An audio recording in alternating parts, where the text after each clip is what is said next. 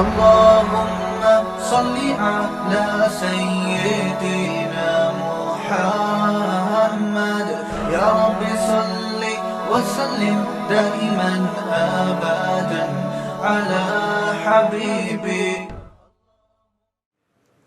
مفتی صاحب براہ مہربانی اس سوال کا جواب وضاحت سے دیں کہ قیامت کا میزان کہاں لگے گا، کیسے لگے گا قرآن و سنت کی روشنی میں. دیکھو برزخ کی جو باتیں ہیں نا یا قیامت کی جو باتیں ہیں، چونکہ وہ یہ دنیا نہیں ہوگی تو اس کی پوری کیفیت ہمیں نہ بتائی ہے نہ ہمیں سمجھ میں آ سکتی ہے. اس لیے اس کی پوری کیفیت کو جاننے کی کوشش کرنا ایک فضول حرکت ہے. اب مثال کے طور پر جہنم کے اوپر جو پل ہوگا وہ بال سے زیادہ باریک ہوگا، تلوار سے زیادہ تیز ہوگا. وہ پل کیا ہے؟ وہی صراط مستقیم ہے جس پر آپ دنیا میں چلے ہو. اللہ اسی کو ایک صورت اور شکل دے کے پل پہ قائم کر دیں گے، پل بنا دیں گے. تو کیا اس کی مثال دی جا سکتی ہے دنیا میں؟ ظاہر ہے نہیں دی جا سکتی. تو جتنا ہمیں بتایا گیا ہے ہم اس پر ایمان لاتے ہیں، اور جو نہیں بتایا گیا ہم اس کی تفتیش میں نہیں جاتے. جو ہمارے کام کی چیز تھی وہ اللہ نے ہمیں بتا دی ہے. اس کی مثال ایسے ہے جیسے مشرکین نے پوچھا روح کیا چیز ہے؟ روح جو ہماری باڈی میں روح ہوتی ہے نا، جس کی وجہ سے ہم زندہ ہوتے ہیں. تو اللہ نے فرمایا قل الروح من امر ربی، اللہ کا ایک حکم ہے. اب یہ پورا ایکسپلین تھوڑی کیا اللہ تعالیٰ نے. اور اب سوال پیدا ہوتا ہے اللہ تو نے ہمیں پورا ایکسپلین تو کیا نہیں کہ روح کیا چیز ہوتی ہے، تو نے تو کہہ دیا میرا حکم ہے بس. آگے اللہ نے اس کا جواب دیا ہے. روح کا جواب پورا نہیں دیا، اس کا جواب دیا کہ میں نے پورا جواب کیوں نہیں دیا.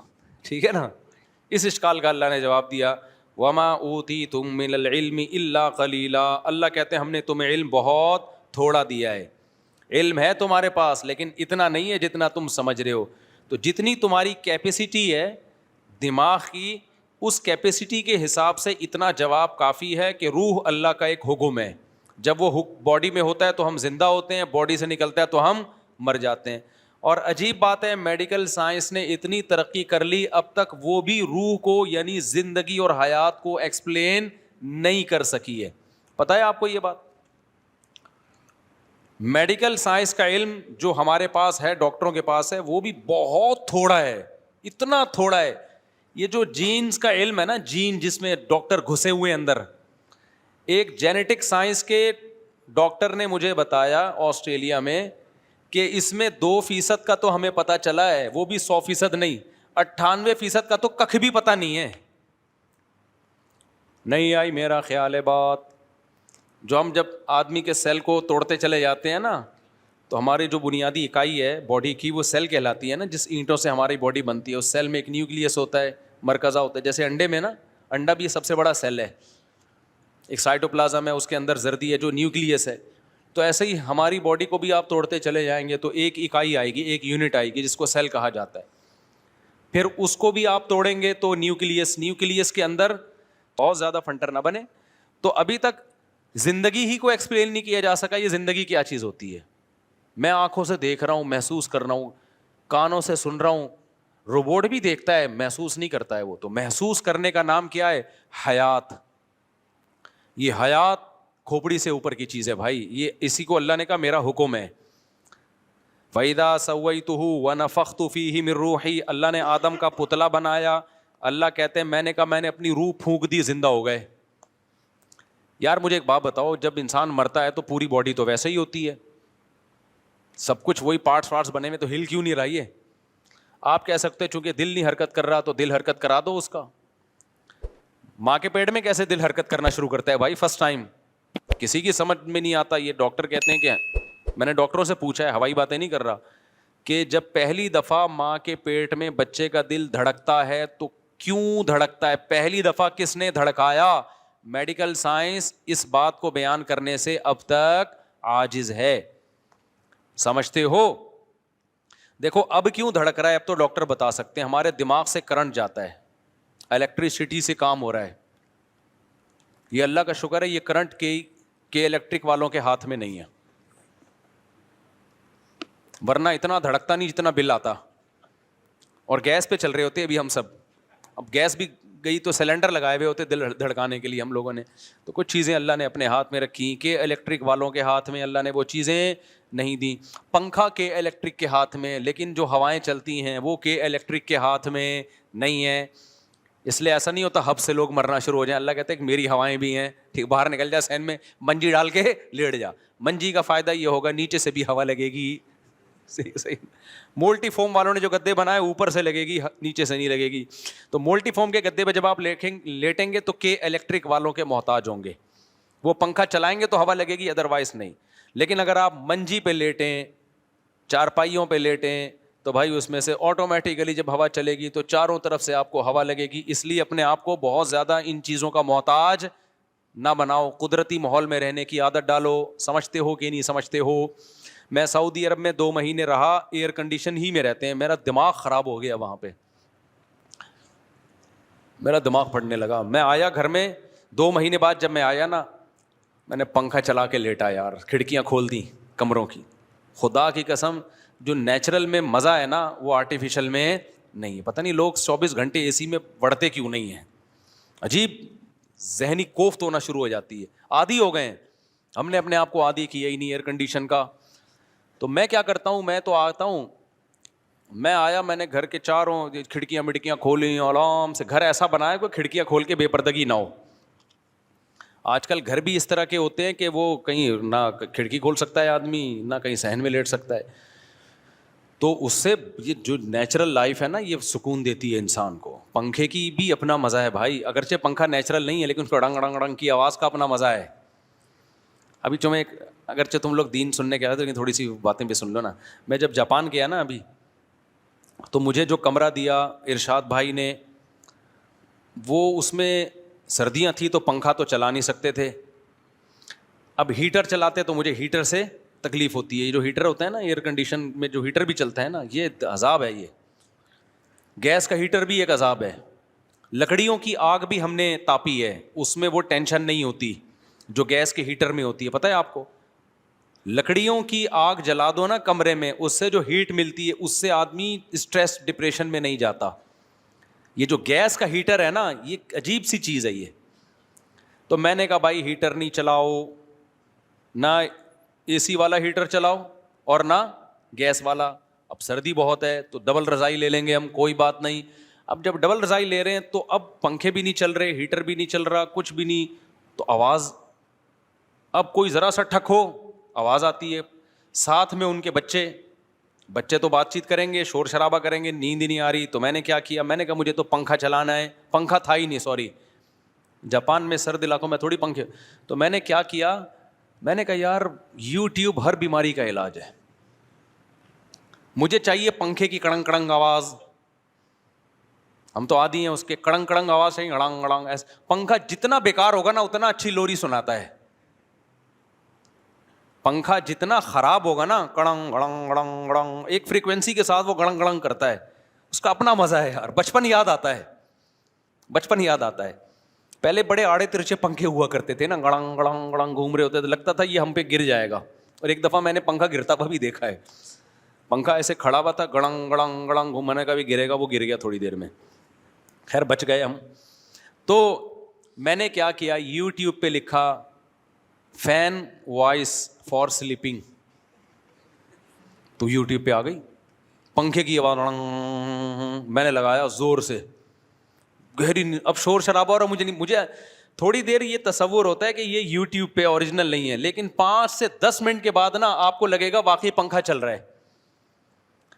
تو اب وہ شور بھی کر رہے ہیں, باتیں بھی کر رہے ہیں, میری صحت, میں سمجھ رہا ہوں پنکھا چل رہا ہے. یہ یوٹیوب پہ ڈالا اس لیے ہے. اور نیچے لوگوں کے کمنٹس کے, جب سے ہم نے یہ پنکھا چلایا نا, یوٹیوب گوروں کے کمنٹس تھے کہ بزے کی نیند آ رہی ہے.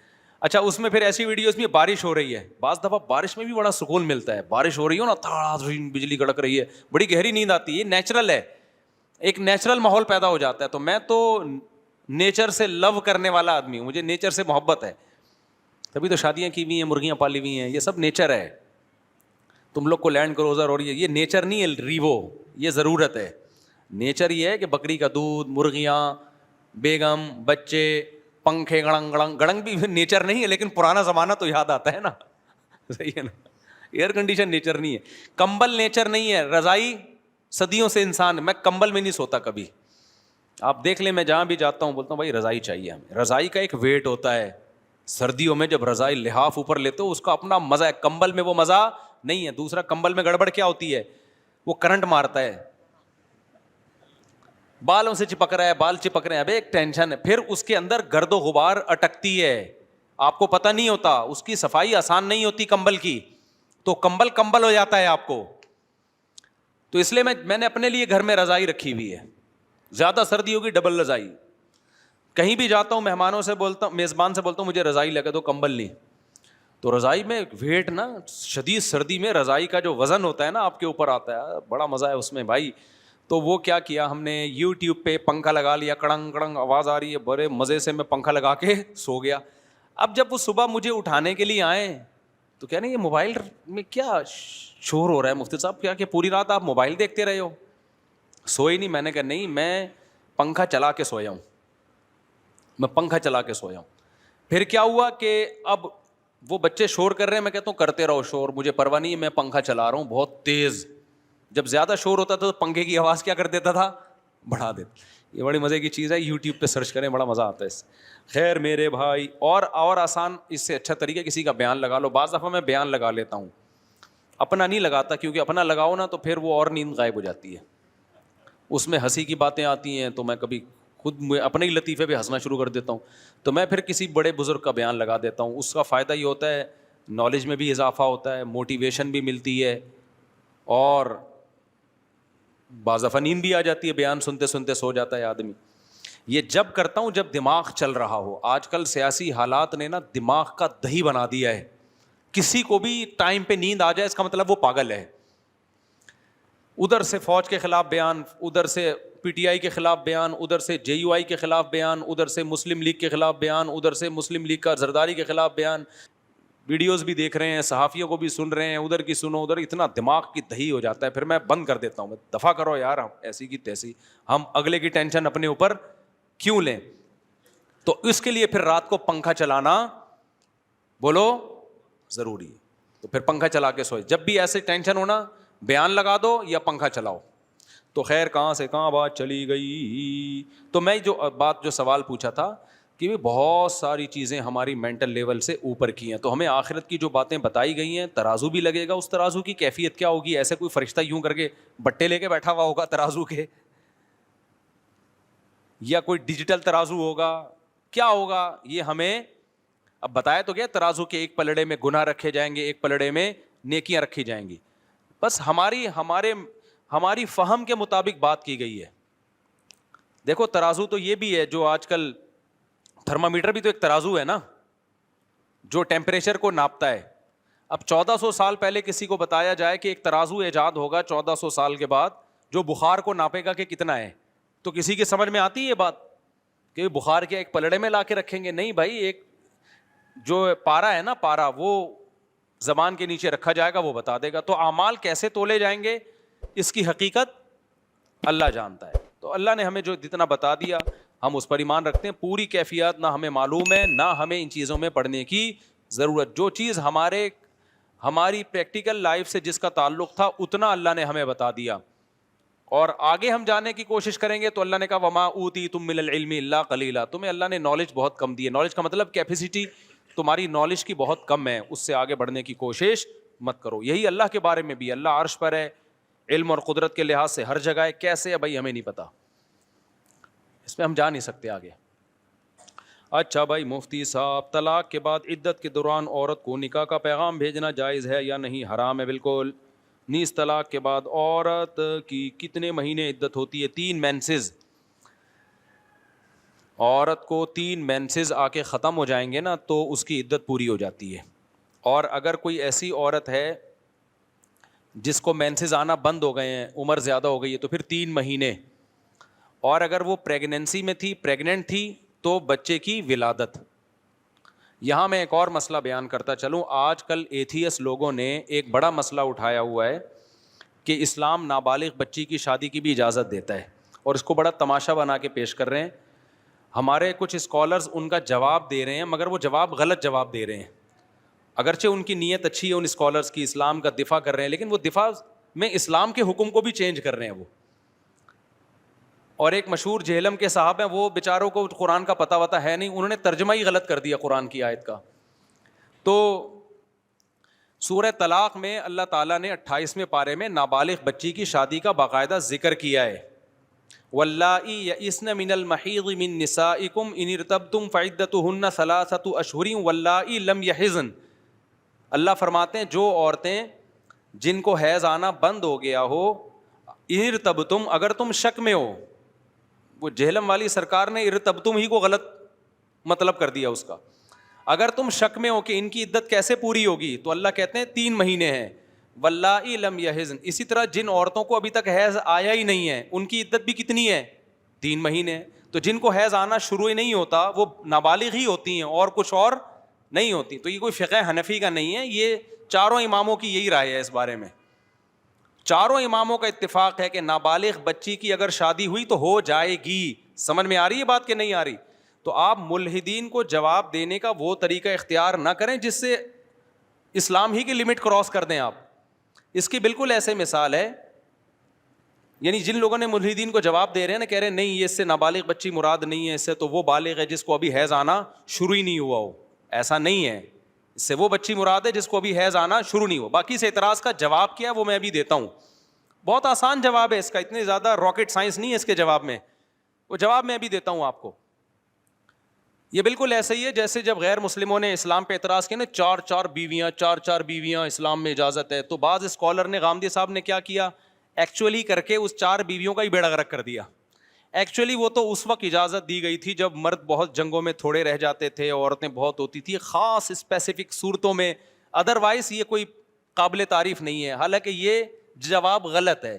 آپ غیر مسلم کو مطمئن کرنے کے لیے, اگرچہ آپ کی نیت اچھی ہوگی کہ بھئی اسلام پر اعتراض اٹھ رہا ہے تو اس کا جواب دے دیا جائے, نیت پہ ہم شبہ نہیں کرتے, لیکن یہ جواب غلط ہے. 4 شادیاں پوری امت کا اجماع ہے کہ جنگوں میں مرد کم ہو یا زیادہ ہو اس سے کوئی فرق بولو نہیں پڑتا, اجازت ہے ہمیشہ سے, آج اجماع امت ہے یہ.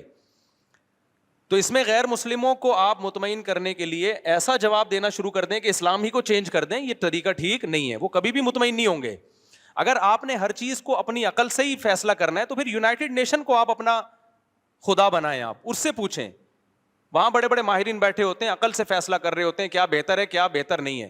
جب وحی کی تعلیمات سامنے آتی ہیں تو کچھ چیزیں تو ایسی ہوں گی جو آپ کی عقل کے مطابق ہوں گی, کچھ چیزیں ایسی ہوں گی جو آپ کی عقل کو سمجھ میں نہیں آ رہی ہوں گی. وہاں آپ کو اللہ کے سامنے ہتھیار ڈالنے پڑیں گے. اگر سب کچھ عقل سے ہی پوچھنا ہے تو اللہ رسول کی آپ کو پھر ضرورت کیا ہے؟ میں سمجھا پا رہا ہوں اپنی بات؟ پھر تو ہومو سیکسولیٹی کو بھی عقل سے آپ کیسے غلط ثابت کرو گے؟ کہیں گے جب اس کا وسیم کا دل کر رہا ہے فلانے کے پاس جانے کا, تو دونوں جب راضی ہیں تو کسی تیسرے کو کیا تکلیف ہو رہی ہے؟ آپ عقل سے کیسے غلط قرار دو گے؟ اور ہو سکتا ہے 100 سال کے بعد جا کے نا, جب یہ ہومو سیکسولیٹی سوسائٹی میں بہت عام ہو جائے گی, تو یہی اسلام جس نے ہومو سیکسولیٹی کو حرام قرار دیا ہے, یہی حرام قرار دینا ہی دنیا کی نظر میں اسلام کے لیے ایک عیب بن جائے گا کہ دیکھو ایک چیز اتنے لوگ کر رہے ہیں, خوش ہیں, ان کی ڈپریشن دور ہو رہی ہے, اسٹریس دور ہو رہی ہے, اسلام بلا وجہ ان کو کیوں روک رہا ہے, اس میں کیا خرابی ہے؟ تو آپ کیسے ثابت کرو گے کیا خرابی ہے؟ تو اس لیے اسلام میں صرف حنفیوں کے یہاں نہیں ہے. وہ جہلم والی سرکار نے بولا ہے کہ حنفیوں نے, اور پتہ نہیں اس طرح کی جو ان کی عادت ہے. ایک تو میرے سے جہلم والی سرکار کا پورا بیان کبھی سنا ہی نہیں جاتا, ٹو دا پوائنٹ بات کم ہوتی ہے, اور اس میں اشرف علی رسول اللہ, چشتی رسول اللہ, فلانا رسول اللہ, دیوبندی, بریلوی, وہ بھائی آپ جب کوئی علمی بات ریکارڈ کروا رہے ہو ٹو دا پوائنٹ بات کرو آپ, تاکہ اگلا بھی سن سکے آپ کی بات کو. تو میں نے وہ سنا ہے بڑی مشکل سے, تو اس میں جہلم والی سرکار نے ترجمہ بھی غلط کیا ہے, اور جو چیز ان کی مرضی کے خلاف ہوتی ہے وہ حنفیوں کے کھاتے میں ڈال دی جاتی ہے کہ حنفی یہ کہتے ہیں, حالانکہ حنفی نہیں کہہ رہے ہوتے, سبھی کہہ رہے ہوتے ہیں. تو یہ اجماعی مسئلہ ہے کہ نابالغ بچی کی شادی بھی کیا ہے, جائز ہے, ہاں قابل تعریف نہیں ہے. اب میں اس کی ایک الزامی جواب دیتا ہوں. دیکھو نابالغ بچی ہو یا بالغ بچی ہو, رخصتی کے قابل اگر اس کی باڈی ہے, مینٹلی اور فزیکلی وہ اس قابل ہے کہ شوہر اس سے ہم بستری کر سکے, تو لڑکی بالغ ہو یا نابالغ ہو دونوں کی رخصتی جائز ہے. اور اگر لڑکی کی فزیکل گروتھ نہیں ہوئی ہے یا مینٹلی گروتھ نہیں ہوئی ہے تو چاہے بالغ ہو یا نابالغ ہو, دونوں صورتوں میں اس کی رخصتی ناجائز ہے. سمجھ میں آ رہی ہے؟ رخصتی کا مدار اس پر ہے کہ لڑکی فزیکلی ہم بستری کے لائق ہوئی ہے اور مینٹلی اس قابل ہوئی ہے کہ نہیں ہوئی ہے. اگر وہ فزیکلی اور مینٹلی اس قابل نہیں ہے تو پھر اس کی رخصتی کرنا ناجائز ہے, حرام ہے. اس کی مثال ایسے ہے کہ 4 سال کی بچی, دنیا میں کوئی اسکالر ایسا گزرا ہے جس نے قرآن کی اس آیت کا ریفرنس دے کے یہ کہا ہو کہ اس کی شادی جائز ہے یا اس کی رخصتی جائز ہے؟ کوئی گزرا ہے ایسا دنیا میں؟ نہ ابو حنیفہ نے کہا, نہ امام شافعی نے کہا, نہ امام بخاری, کسی نے بھی نہیں کہا. جائز ہونا تو ایک لا بیان کیا ہے نا, لا. اب امپلیمنٹ اس کا کس پر ہوگا بھائی؟ اس کا ولی ہے, اس کے رشتہ دار ہیں, وہ دیکھیں گے اس میں فائدہ بھی ہے یا نہیں ہے. اس کی ایک مثال دوں کہ جب بھی کوئی ایتھیس آپ سے یہ کہا کرے نا کہ اسلام میں نابالغ بچی کی شادی جائز ہے, آپ اس سے کہا کرو کہ یونائٹڈ نیشن کی نظر میں 18 سال کی لڑکی کی شادی 90 سال کے بڈھے سے جائز ہے. یونائٹڈ نیشن میں ہے کہ یہ شادی ناجائز ہے؟ بولو نا. میں نے یورپ میں 90 سال کے بڈھوں کے ساتھ 18 سال کی لڑکیوں کو دیکھا ہے گھومتے ہوئے, اور وہاں گھومنے کا مطلب کیا ہوتا ہے؟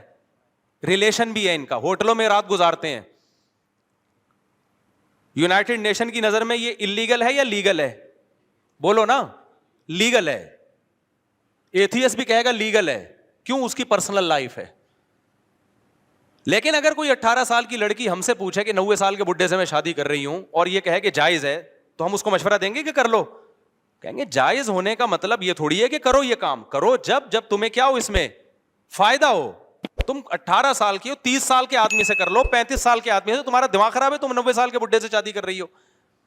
پھر بھی اگر وہ کر رہی ہے, اس کا مطلب یہ ان کا پرسنل معاملہ. ہو سکتا ہے اس 90 سال کے بوڑھے میں اس کو کچھ وراثت نظر آ رہی ہو کہ اس کا انتقال ہونے والا ہے, یا یہ مہر تگڑا دے رہا ہے. تو اسلام نے نابالغ بچی کی شادی کو جائز قرار دیا, ترغیب نہیں دی ہے. ترغیب بلوغت کے بعد ہے. جائز کیوں قرار دیا؟ بعض دفعہ بچی کی گروتھ اتنی زبردست ہوتی ہے کہ 13-14 سال کی بچی دیکھنے میں 18-20 سال کی لگ رہی ہوتی ہے. باپ کو یہ خطرہ ہوتا ہے کہ اگر میں نے بلوغت تک انتظار کیا, یہ دیکھنے میں انٹی لگے گی. اور یہ گراؤنڈ ریئلٹی ہے, مشاہدے پر مبنی حقیقت بیان کر رہا ہوں میں, یہ مشاہدہ ہے. اور اس کو حیض آنا شروع نہیں ہوتا, لیکن وہ مینٹلی بھی ہم بستری کے قابل ہوتی ہے, اور یعنی شوہر کے ریلیشن کے قابل, اور فزیکلی بھی قابل ہوتی ہے. اس میں کوئی حرج. اور باپ کو یہ خطرہ ہوتا ہے کہ اگر میں نے ابھی اس رشتے کا انکار کیا تو بعد میں یہ رشتہ اس جیسا رشتہ نہیں ملے گا مجھے. تو جب وہ مینٹلی بھی اس قابل ہے, فزیکلی بھی اس قابل ہے, وہ بھی راضی ہے, باپ بھی راضی ہے, تو کسی ملحد کو کیوں تکلیف ہو رہی ہے بھائی؟ اس سے ملحد کو تکلیف اس لیے ہو رہی ہے کہ ان لوگوں کا اپنا خاندانی نظام ہو گیا تباہ و برباد. ان کی نظر میں اچھے رشتوں کی کوئی ویلیو نہیں ہے. اسلام میں اچھے رشتے کی بڑی ویلیو ہے. اور تمام علماء جو نابالغ بچی کے نکاح کی بات کرتے ہیں نا, اور اس نابالغ سے وہ نابالغ جو مینٹلی اور فزیکلی ہیلدی ہو چکی ہو, سمجھتے ہو کہ نہیں؟ یہی وجہ ہے کہ امی عائشہ کا نکاح 6 سال میں ہوا, رخصتی 6 سال میں نہیں ہوئی ہے, رخصتی 9 سال میں, کیونکہ بالغ ہو چکی تھی, مینٹلی بھی اور فزیکلی بھی بالغ ہو چکی تھی, وہ ہو چکی تھی, اس لیے 9 سال میں. اور اگر حضرت ابو بکر دیکھتے کہ یہ 9 سال میں ان کی گروتھ نہیں ہوئی ہے تو وہ نہ کرتے رخصتی, کیونکہ مدار اس پر نہیں ہے کہ بالغ ہو چکی ہے کہ نہیں ہو چکی ہے, مدار اس پر ہے کہ اس کی جو جسمانی اور مینٹلی جو ہیلتھ ہے, اس ذہنی اور جسمانی نشوونما, اس میں وہ میچور ہو چکی ہے کہ نہیں ہو چکی ہے. کتنی لڑکیاں 18 سال کی عمر میں بھی ہم کہتے ہیں ان کی شادی نہ کرو. اب کوئی ماں باپ یہ کہیں کہ اللہ تعالیٰ نے تو اجازت دی ہے جلد شادی کی, ہم کہتے ہیں جی ہے, اوور آل اجازت ہے, لیکن آپ کی بچی مینٹلی جو ہے نا وہ سسرال کو ابھی نہیں سنبھال سکتی. تبھی تو میں کہتا ہوں بچی بالغ ہوتے ہی شادی کرو, بشرطے کہ آگے آپ کو سسرال ایسا مل رہا ہو جو اس کو بچوں کی طرح رکھے, اس پر وہ ذمہ داریاں نہ ڈالے جو ایک بڑی میچور عورت کی ذمہ داریاں ہوتی ہیں. میں نے جب بیان کیا تھا نا بچی کی بالغ ہوتے ہی شادی کر دو, تو ایک صاحب نے کہا بالغ ہوتے ہی شادی کر دیں گے, سسرال تو بڑے ظالم بھی نکلتے ہیں اور اس کے جوڑ کا رشتہ بھی نہ ملے تو ہم کیسے کر دیں. میں نے کہا بھائی جوڑ کا رشتہ نہ ملے نا تو 40 سال میں بھی نہیں کرو. یہ جو ہم کہتے ہیں کہ بچی کے بالغ ہوتے ہی شادی کر دو, یہ جب ہے جب جوڑ کا رشتہ ملے. تو اب میں بات کو سمیٹ رہا ہوں, اسلام میں نابالغ بچی کی شادی جائز ہے, قابل تعریف بولو نہیں ہے. جائز کیوں ہے؟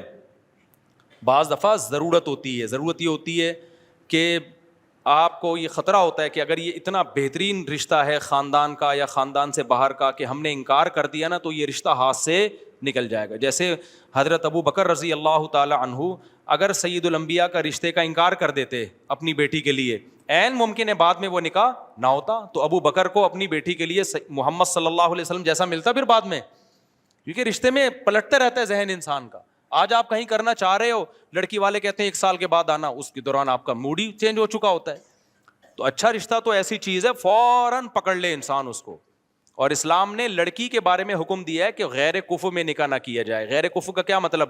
لڑکا لڑکی کے پیرالل ہو یا اس سے بہتر ہو. تو یہ ہمیشہ میسر نہیں ہوتا. اب ملحد لوگوں کا تو کوئی خاندانی نظام ہی نہیں ہے، ان کے یہاں باپ ہو تو بھی ٹھیک ہے، باپ نہ ہو تو بھی ٹھیک ہے، فیملی سسٹم ہی تباہ ہو گیا. تو اسلام کی نظر میں فیملی سسٹم کی بہت ویلیو ہے. تو آپ اسلام پہ اعتراض اسلام کے سسٹم کو سامنے رکھ کے کریں، اپنے سسٹم کو سامنے رکھ کے کریں گے تو سمجھ میں نہیں آئے گا آپ کے. تو اسلام کے سسٹم کو سامنے رکھ کے کرو گے تو پھر 4 شادیاں بھی سمجھ میں آئیں گی. پھر یہ بھی سمجھ میں آئے گا کہ اسلام نے نابالغ بچی کے نکاح کی اجازت کیوں دی ہے، اور رخصتی کی اجازت اس وقت دی ہے جب فزیکلی وہ اس قابل ہو کہ رخصتی کے قابل ہو، ادروائز اس کی اجازت نہیں ہے. اور پھر یہ بھی ہے کہ اگر کسی قوم میں، یہاں بھی فقہا نے لکھا ہے کہ اگر یہ پتہ چل جائے نا کہ باپ نے نابالغ بچی کا نکاح کیا ہے، اس میں بچی کا فائدہ نہیں دیکھا، بچی کا فائدہ نہیں دیکھا، تو وہ نکاح ہی کا لدم ہے. کیونکہ یہ بچی کے فائدے کے لیے اسلام نے اجازت دی ہے نا بھائی، بچی کے فائدے کے لیے اجازت دی ہے کہ بھائی اگر دیر کر دی تو ایسا نہ ہو اچھا رشتہ ہاتھ سے نکل جائے. لیکن اگر قرائن سے پتہ چل گیا کہ باپ نے بچی کا فائدہ نہیں دیکھا، کیونکہ بعض گاؤں دیہاتوں میں ایسا ہوتا ہے لڑکیاں بیچ رہے ہوتے ہیں، بڈھوں کو بیچ رہے ہوتے ہیں، تو اگر ایسا کہیں ثابت ہو جاتا ہے تو وہ نکاح کا لدم ہے. سمجھتے ہو کہ نہیں سمجھتے؟ کیونکہ اس میں نابالغ کے تو احکام اسلام میں بہت سخت ہیں. مثال کے طور پر دیکھو، باپ نے کیا کیا، نابالغ بچے کا متولی کون ہے؟ باپ ہے. علماء کا اجماع ہے کہ باپ بچے کو جو ہدیہ ملے گا نا وہ باپ لے سکتا ہے، کیونکہ اس میں بچے کا کیا ہے؟ فائدہ. باپ کے قبضے سے بچے کا قبضہ شمار ہوگا، یعنی باپ اس کی طرف سے قبضہ کر سکتا ہے. لیکن بچے کی طرف سے باپ صدقہ نہیں کر سکتا بچے کی رقم میں سے، کیونکہ صدقے میں دنیا کا نقصان ہو رہا ہے، آخرت کا تو فائدہ ہے، لیکن دنیا میں کس کا نقصان ہو رہا ہے؟ بچے کا. تو بچے کے حق میں وہ تصرفات نافذ ہوں گے جس سے بچے کو فائدہ ہو رہا ہے. بچے کو جب نقصان ہو رہا ہے تو پھر وہ تصرفات نافذ نہیں ہوں گے. اور آسان مثال دیتا ہوں میں. باپ نے کیا کیا، بچے کے پاس مال ہے نا، باپ اس کا متولی ہے. اب کیا ہے، بچے کے پاس 1 کروڑ روپے ہیں، فار ایگزامپل اس کے بھائی مر گیا تھا، اس کی وراثت میں آئے یا کسی بھی طریقے سے آ گئے، یا کسی نے بچے کو ہدیہ دے دیا. اب علماء کہتے ہیں باپ جب بچے کی پراپرٹی خریدے گا نا، اس سے 1 کروڑ روپے کی پراپرٹی خرید لی، خرید تو سکتا ہے، بیچ نہیں سکتا، کیونکہ پراپرٹی رکھنے میں بچے کا فائدہ ہے، بیچنے میں کیا ہے؟ جب تک یہ ثابت نہ ہو جائے کہ اس پراپرٹی کے بیچنے میں 100% بچے کا فائدہ ہے. ایک بات. نمبر 2، غبن فاحش پہ خرید تو سکتا ہے، یعنی ایک پراپرٹی بہت سستی مل رہی تھی، کوڑیوں کے دام، باپ خرید سکتا ہے بیٹے کے لیے، لیکن بیٹے کی پراپرٹی مارکیٹ ویلیو سے کم پہ بیچے گا تو وہ کلدم ہوگا. وہ بیچنا وہ کیا ہوگا؟ وہ بے نافذ ہی نہیں ہوگی، کورٹ میں اس کے خلاف کیس ہو سکتا ہے، حکومت خود کیس کرے گی کہ بھئی یہ نابالغ بچہ تھا، تمہارا بیٹا تھا، تم نے اس کی پراپرٹی 1 کروڑ کی 50 لاکھ میں کیوں بیچ دی؟ جو خریدے گا نا اس سے پیسے واپس لے کے پراپرٹی بچے کے حوالے کر دی جائے گی. تو اس سے پتہ چلتا ہے کہ اسلام کے تمام احکام نابالغ بچے کے فیور میں جاتے ہیں. جو حکم بھی نابالغ بچے کے اگینسٹ جا رہا ہوگا، شریعت اس حکم کو کیا کر رہی ہے؟ بولو، کلدم. تو اسلام نے جو نابالغ بچے کی بھی شادی جائز ہے، بچی کی بھی جو شادی جائز قرار دی ہے نا، یہ بچے کے فیور میں ہوگی تو ہوگی، بچے کے اگینسٹ ہوگی تو نہیں ہوگی. تو بچے کے فیور میں کیا ہے؟ بچی بالغ ہو چکی، یعنی اگرچہ نابالغ ہے لیکن فزیکلی اور مینٹلی کیا ہو، وہ میچور ہو چکی ہو. نمبر 2، جہاں نکاح باپ کر رہا ہے اس میں دیکھا جائے گا بچی کا واقعی فائدہ ہے یا نہیں ہے. ایسا تو نہیں ہے پیسے لے کے، لالچ لے کے کہیں بچی کو بھینٹ چڑھا رہا ہے. اگر ایسا کوئی تصرف ہے تو پھر نافذ نہیں ہوگا. اور آسان مثال دیتا ہوں، نابالغ لڑکے کی بھی شادی جائز ہے. اب نابالغ لڑکے کے تمام امور کس کے ہاتھ میں ہوتے ہیں؟ باپ کے ہاتھ میں. اب کمال کی بات دیکھو، نابالغ بچے کی طرف سے باپ نکاح کو قبول کرے گا لیکن طلاق باپ نہیں دے سکتا. نابالغ بچہ تو ویسے ہی نہیں دے سکتا کیونکہ اس میں اس کا نقصان ہے نا طلاق دینے میں. تو بچہ وہ تصرفات بچے کے اوپر نافذ ہوتے ہیں جس میں بچے کا فائدہ ہے. جن میں بچے کا نقصان ہے نا وہ بچہ بھی نہیں کر سکتا. نابالغ بچہ صدقہ نہیں کر سکتا. پتہ ہے آپ کو, اگر نابالغ بچہ آئے 10 11 12 سال کا, مجھے اپنی گھڑی گفٹ دے دے اور دل کی خوشی سے دے, 2 آدمی اس پر گواہ بھی ہوں, تب بھی شریعت میں وہ گفٹ میرے لیے حلال نہیں ہے. کیوں؟ اس تصرف میں بچے کا نقصان ہے.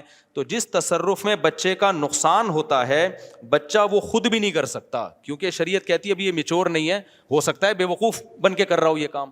سمجھ میں آ رہی ہے بات کہ نہیں آ رہی؟ تو اسی وجہ سے نابالغ بچے کا نکاح ہو گیا, اگر وہ طلاق دے گا تو طلاق بھی نافذ نہیں ہوگی, کیونکہ اس میں بچے کا کیا ہے؟ نقصان ہے. تو نابالغ بچے کو شریعت نے اپنے اوپر نقصان کا کنٹرول نہیں دیا, تو اس کے ماں باپ کو کہاں سے کنٹرول دے دیا؟ تو اس کی طلاق نافذ نہیں ہوگی. اب بچے کے بجائے باپ کا کنٹرول ہے نا اس پر, تو باپ بھی طلاق نہیں دے سکتا, اس لیے کہ آپ بچے کا نکاح تو کرا سکتے ہو, طلاق کا باپ کے پاس رائٹ نہیں ہے, کیونکہ نکاح میں بچے کا فائدہ ہے, طلاق میں بچے کا کیا ہے؟ نقصان ہے. تو باپ نکاح کرا دے گا اس کا اور بچے کی طرف سے قبول بھی کر لے گا, طلاق نہیں دے سکے گا باپ. تو جتنا اسلام نابالغ بچے بچیوں کو فیور کر رہا ہے نا, یہ ملحد لوگ اس کی خاک کے برابر بھی نہیں پہنچے ہیں, اور ان کا خاندانی سیٹ اپ ہی نہیں ہے. ان کی نظر میں نکاح کی ویلیو نہیں ہے, اچھے رشتوں کی ویلیو نہیں ہے, اس لیے اٹھا کے یہ صبح و شام پھینکتے رہتے ہیں اسلام نے نابالغ بچے کی شادی کی اجازت دے دی, پھر کہتے ہیں 3 سال کی بچیوں کی شادی بھی جائز ہے, 4 سال کی بچیوں کی شادی بھی جائز ہے. اور بھائی پھر ہم تم سے سوال پوچھتے ہیں کہ 18 سال کی لڑکی جس کو تم کہتے ہو جائز ہے, 90 سال کے بڈھے سے بھی تو جائز ہے تمہارے مذہب میں. یونائٹڈ نیشن کی طرف سے یہ پابندی نہیں. 18 سال کی لڑکی میں نے دیکھی ہے یورپ میں 90 سال کے بڈھوں کے ساتھ, اس پہ تو کوئی ملحد انکار ہی نہیں کر سکتا. میں سمجھ رہا تھا یہ پوتی ہے اور یہ دادا ہے اس کے, آپس میں گلے مل رہے تھے ایسے محبت سے. میں نے کہا یار کیا باپ بیٹی کا, لوگ خام خواہ میں کہتے ہیں اڑ ہاؤس میں جمع کرا دیتے ہیں, کسی نے کہا باپ بیٹی نہیں ہے, یا تو میاں بیوی ہیں یا گرل فرینڈ بوائے فرینڈ ہے. تو یونائٹڈ نیشن نے تو اس کو اللیگل قرار نہیں دیا. سمجھ میں آ رہی ہے بات کہ نہیں ہے؟ لوگ کہیں اس کی مرضی ہے. تو یہاں بھی ایسا ہی ہے. تو جب لڑکی قریب البلوغت ہے تو ماں باپ سے اچھا کوئی فیصلہ اس کے لیے نہیں کر سکتا. بعض دفعہ یہ خطرہ ہوتا ہے کہ بلوغت کا انتظار کیا تو رشتہ ہاتھ سے نکل جائے گا اور بچی پھر غیر کفو میں جائے گی, وہ اچھا خاندان نہیں ملے گا. تو اسلام میں چونکہ خاندان کی ویلیو ہے, مسلمان خاندانی ہوتے ہیں, کلچر اور خاندان کو اسلام بہت جو صحیح کلچر ہو اس کو بڑا پروموٹ کرتا ہے, تو اس لیے اسلام نے اجازت دی. بھائی بعض دفعہ یہ خطرہ ہوتا ہے کہ اچھا رشتہ ہاتھ سے نکل جائے گا, تو تعریف کے قابل نہیں ہے. نابالغ بچیوں کے نکاح کو اپریشیٹ نہیں کیا, ضرورت کی وجہ سے اس کو لیگل قرار دیا ہے اسلام نے, جہاں کبھی ضرورت پڑ سکتی ہے تو اس وجہ سے اسلام نے اس کو لیگل قرار دیا. جیسے 18 سال کی 90 سال کے بڈھے کی بھی ضرورت اس کو کبھی کبھار پڑ سکتی ہے, تبھی یونائٹڈ نیشن کہتی ہے کہ یہ کیا ہے؟ لیگل ہے. تو یہاں بھی ایسا ہی ہے. ہاں قابل تعریف نہیں ہے, یہی وجہ ہے کہ ہم کبھی بھی اس کو اپریشیٹ نہیں کرتے. بلکہ علماء نے لکھا ہے جن قوموں میں رواج ہے نابالغ بچیوں کی شادیوں کا, اگر وہاں دیکھ رہے ہیں کہ وہ اس کا نقصان ہو رہا ہے تو اس کے خلاف آواز اٹھانی چاہیے. سمجھتے ہو کہ نہیں سمجھتے؟ لیکن چونکہ اسلام میں ہے ضرورت پڑنے پر اس حکم سے فائدہ اٹھایا جا سکتا ہے, تو لہذا اسلام پھر اس حکم کی علت بھی, احکام بھی بیان کرے گا کہ اگر ایسا ہو گیا ہے تو پھر اگر رخصتی کے بعد طلاق ہوئی ہے تو اللہ کہتے ہیں نابالغ بچی کو اگر طلاق ہوئی ہے تو پھر اس کی عدت کتنی ہے؟ 3 مینسز ہے, اور 3 مہینے ہیں. تو 2 چیزوں کو بیان کیا سورہ طلاق میں. وَأُولَاتِ اللہ تعالیٰ کیا فرماتے ہیں؟ وَاللَّائِي يَئِسْنَ مِنَ الْمَحِيضِ مِن نِّسَائِكُمْ, اللہ فرماتے ہیں وہ عورتیں جو حیض سے مایوس ہو چکی ہیں, یعنی بڑی عمر کی ہو گئی ہیں, حیض آنا بند ہو گیا. اِنِ ارْتَبْتُمْ, اگر تمہیں شک ہے کہ ان کو تو حیض آتا ہی نہیں ہے, ان کی عدت کیسے پوری ہوگی؟ اِنِ ارْتَبْتُمْ میں جہلم والی سرکار نے ڈنڈی مار دی. تو اللہ کہتے ہیں اِنِ ارْتَبْتُمْ, اگر شک ہے کہ ان کی عدت کیسے پوری ہوگی, تو اللہ فرماتے ہیں فَعِدَّتُهُنَّ 3 أَشْهُرٌ, ان کی عدت کتنی ہے؟ 3 مہینے. آگے اللہ نے فرمایا یہ تو وہ ہیں جن کو حیض آنا بند ہو گیا ہو, بوڑھی ہوں. اب ذرا ہم پیچھے کی طرف بھی آتے ہیں جن کو ابھی حیض آنا شروع ہی نہیں ہوا. وَاللَّائِي لَمْ يَحِضْنَ, تو ان کی بھی یہی عدت ہے. بیچ کی عورتیں ہیں جو درمیانی عمر کی ہیں, ان کو اللہ نے سورہ بقرہ میں بیان کر دیا کہ ان کی عدت 3 قروء, 3 حیض ہے. تو صاف 2 اور 2 4 کی طرح, اس میں کوئی حنفی شافی کچھ بھی نہیں ہے. جہلم والی سرکار نے بلا وجہ ہر چیز میں اپنا بغض حنفیوں کے خلاف نکالنا, پتہ ککھ بھی نہیں ہے. صحیح ہے نا. مفتی صاحب ملاقات کے یہ ہو گیا بھائی, عدت کے دوران نکاح کا پیغام بھیجنا بھی حرام ہے, صرف اتنا جائز ہے, گول مول طریقے سے بات چیت کر سکتے ہو, گول مول. جیسے کوئی عورت بیوہ ہو گئی تو آپ کہہ سکتے ہو کہ بھئی جب آپ کی عدت ختم ہو تو ایک اچھا رشتہ ہے, مراد آپ خود ہی ہو اس سے.